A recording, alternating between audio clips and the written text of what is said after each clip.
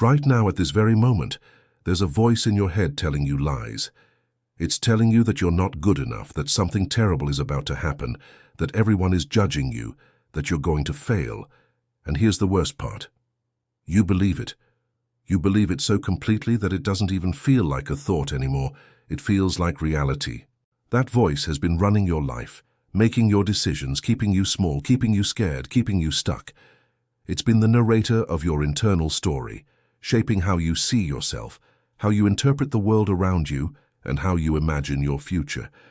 But I'm about to show you something that will change everything. That voice, those thoughts, that constant anxiety, they don't have the power you think they do.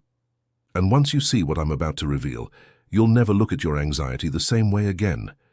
Your anxiety isn't the problem. I know that sounds insane. You've spent years trying to get rid of it, fighting it, running from it. You've probably tried to suppress it, ignore it, or wish it away. Maybe you've felt ashamed of it, wondering why you can't just be normal, why you can't just relax like everyone else seems to. But anxiety is actually trying to tell you something crucial about how you're living your life. Think about it like this. If a fire alarm goes off in your house, you don't just rip it off the wall and go back to sleep. You look for the fire. But that's exactly what we do with anxiety. We try to silence it instead of understanding what it's trying to communicate. We treat it like an enemy when it's actually trying to be an ally, albeit a very loud and sometimes annoying one. Anxiety is not a character flaw, it's not weakness, it's not something fundamentally wrong with you. Your capacity to feel anxiety is actually a sign of a highly functional nervous system. Our ancestors, who could anticipate threats, who could imagine worst-case scenarios, who could stay vigilant and alert, those were the ones who survived. The ones who didn't worry, who didn't plan, who didn't anticipate danger.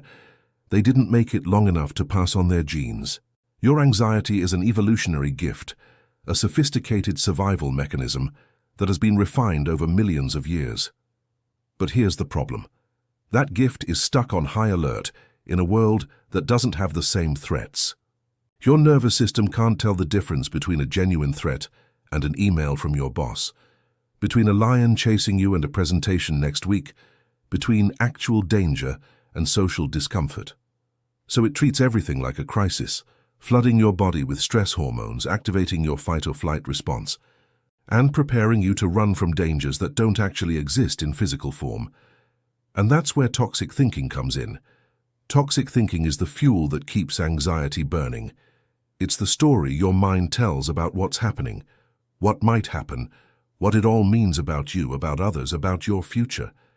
And here's the thing about toxic thinking. It feels completely true.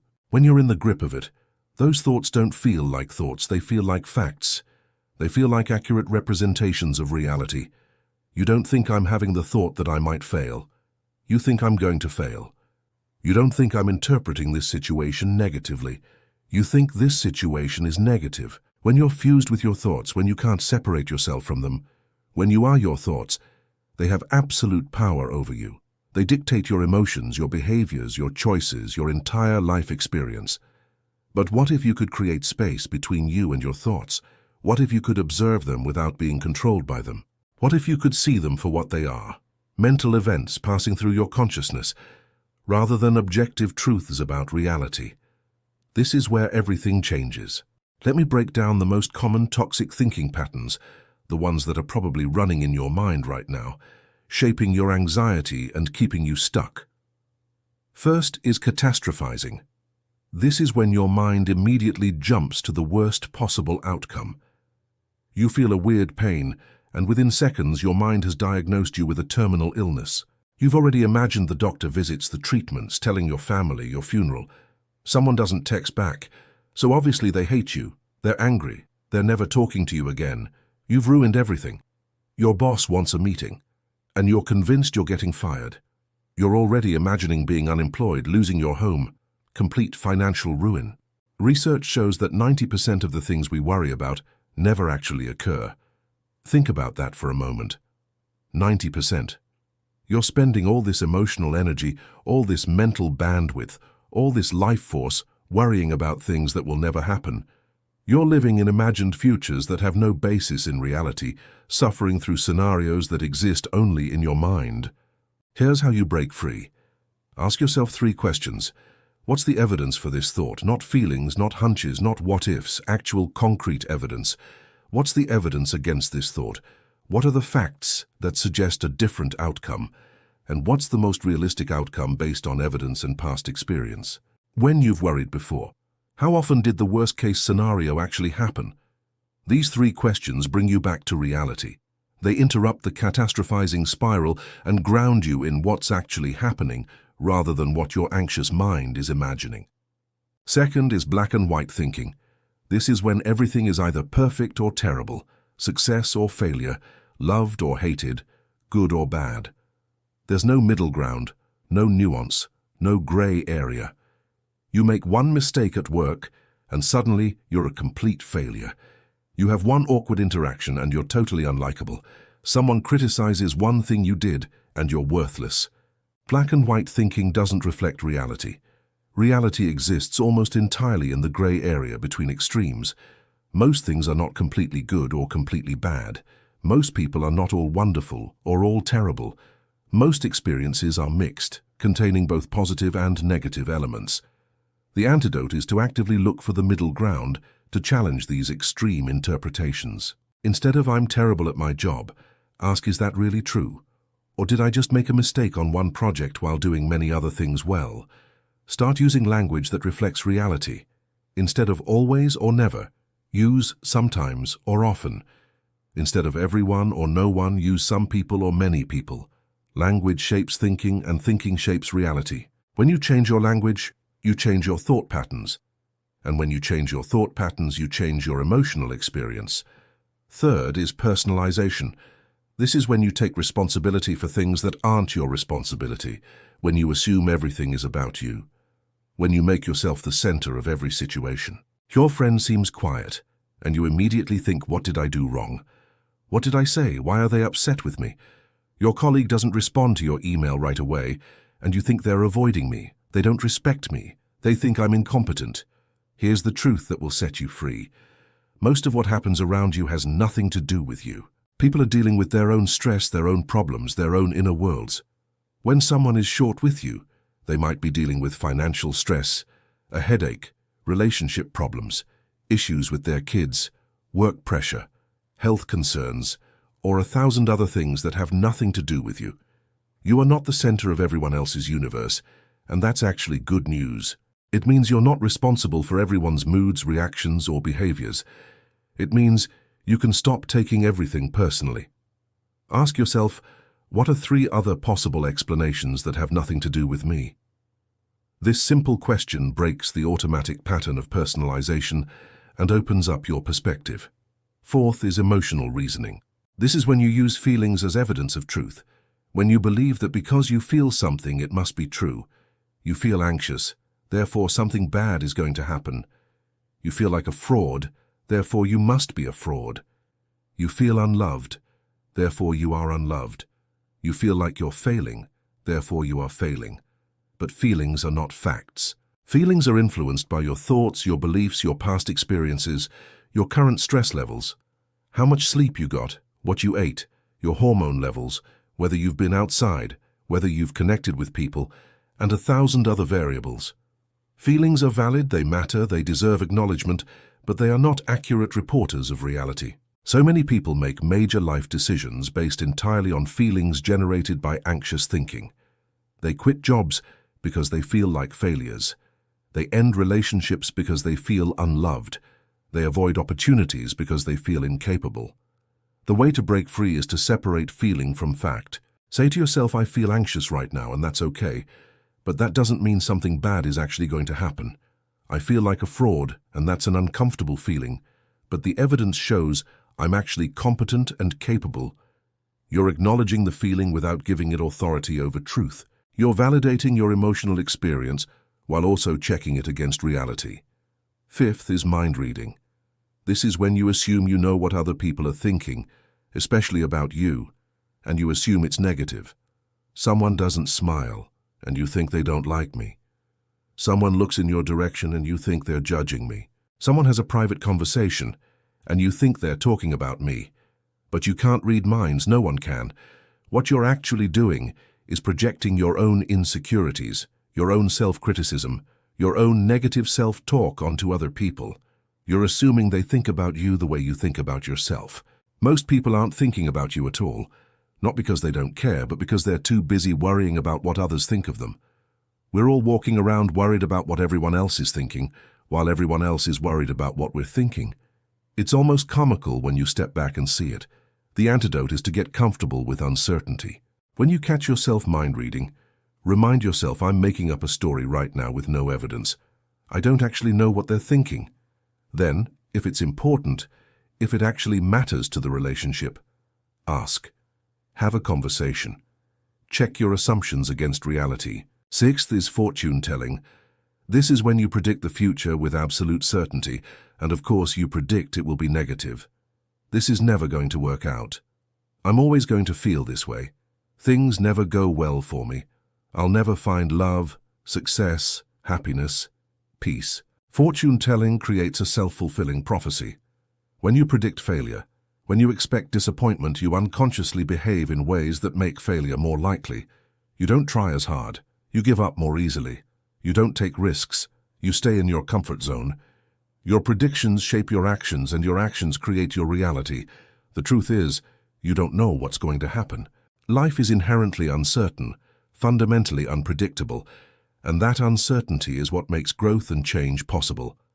If everything were predetermined, there would be no point in trying, no possibility of surprise, no room for transformation. Challenge these predictions. Replace fortune-telling with phrases like, I don't know how this will turn out, and I'm willing to try anyway. I can't predict the future, but I can take the next step. This acknowledges reality, that the future is unknown, while also empowering you to take action despite that uncertainty. Seventh is should statements. These are rigid rules about how you, others, or the world should be. I should be further along. I should be married by now. I should have more money. I should be happier. People should be more considerate. Life should be fair. Every should creates tension between what is and what you think should be. And that tension, that gap between reality and your expectations, is suffering. You're arguing with reality, insisting that things be different than they are, and reality always wins that argument. The antidote is to replace shoulds with reality-based statements. Instead of I should be further along, try this is where I am right now and I'm moving forward. Instead of people should be more considerate, try some people aren't considerate, and I can choose how I respond. One is fighting reality, exhausting yourself in a battle you can't win. The other is accepting reality while still taking action to improve your situation. Acceptance doesn't mean resignation. It means seeing clearly what is so you can respond effectively. Eighth is filtering.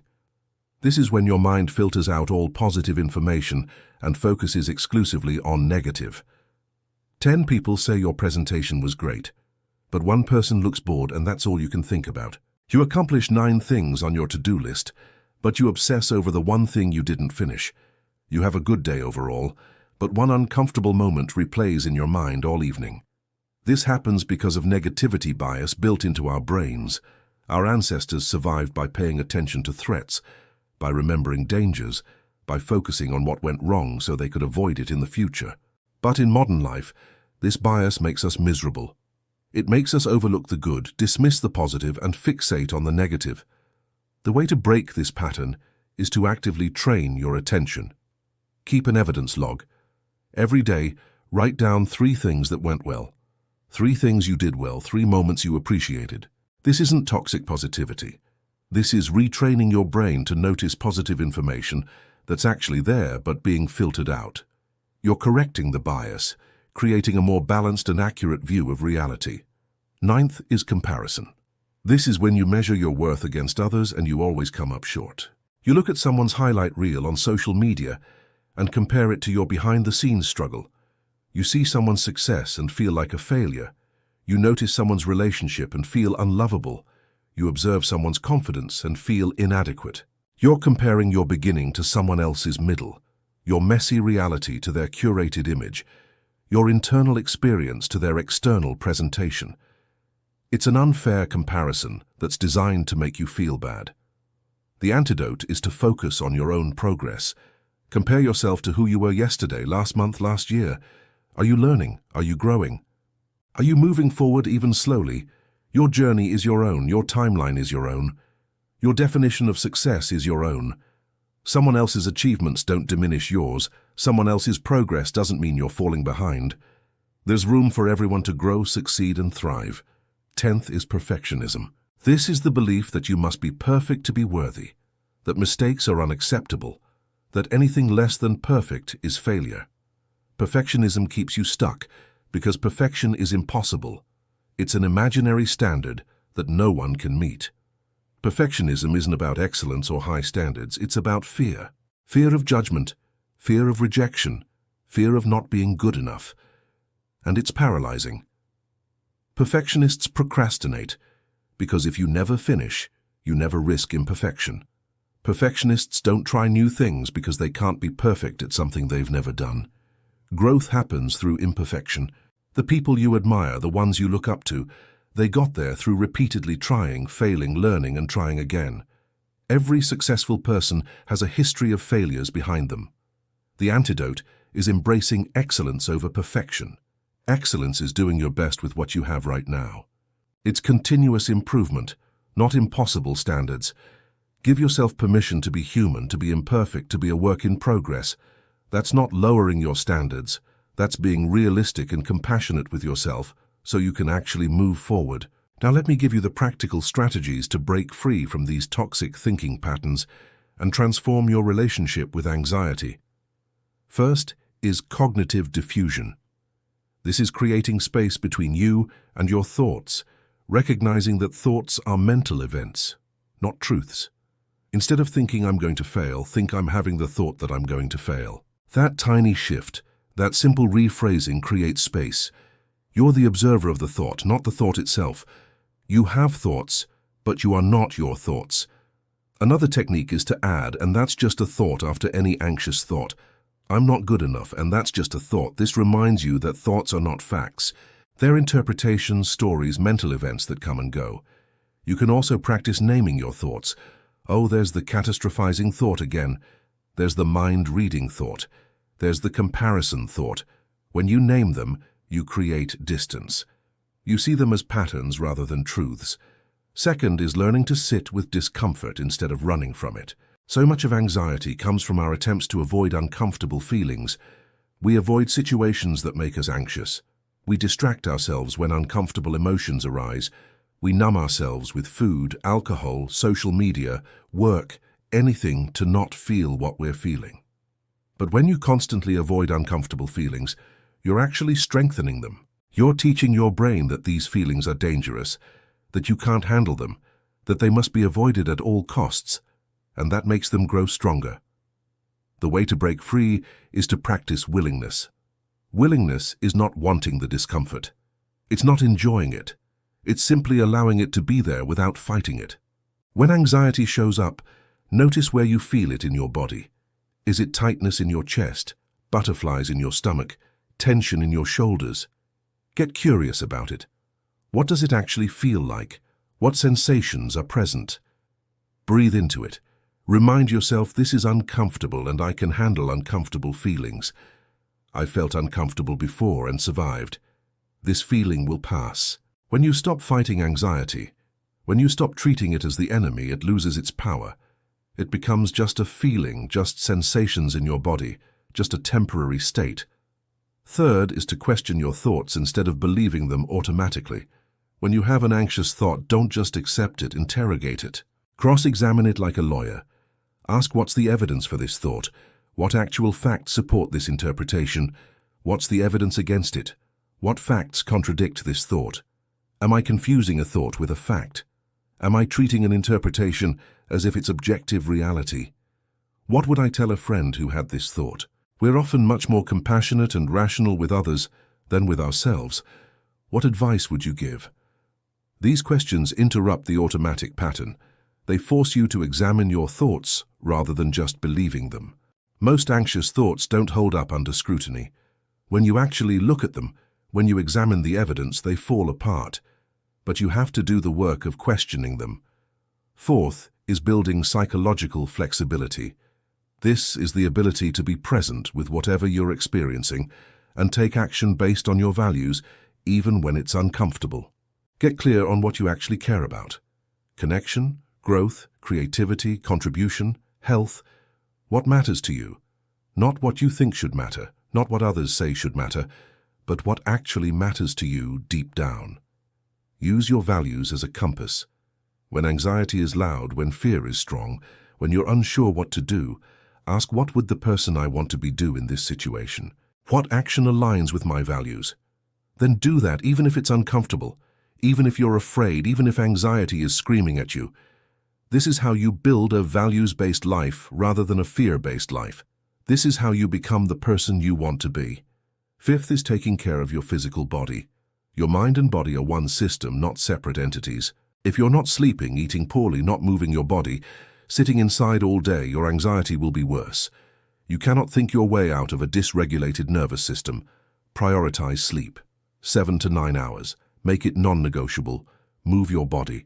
Exercise regulates mood, reduces anxiety, improves sleep. You don't have to run marathons. Walk, dance, stretch, do yoga, anything that gets you moving. Eat to stabilize blood sugar.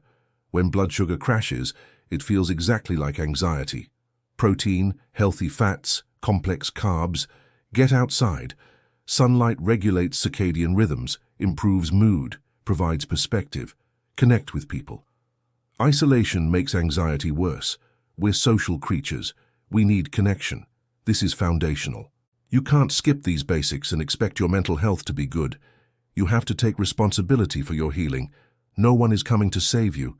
No therapist, medication, or book can do this work for you.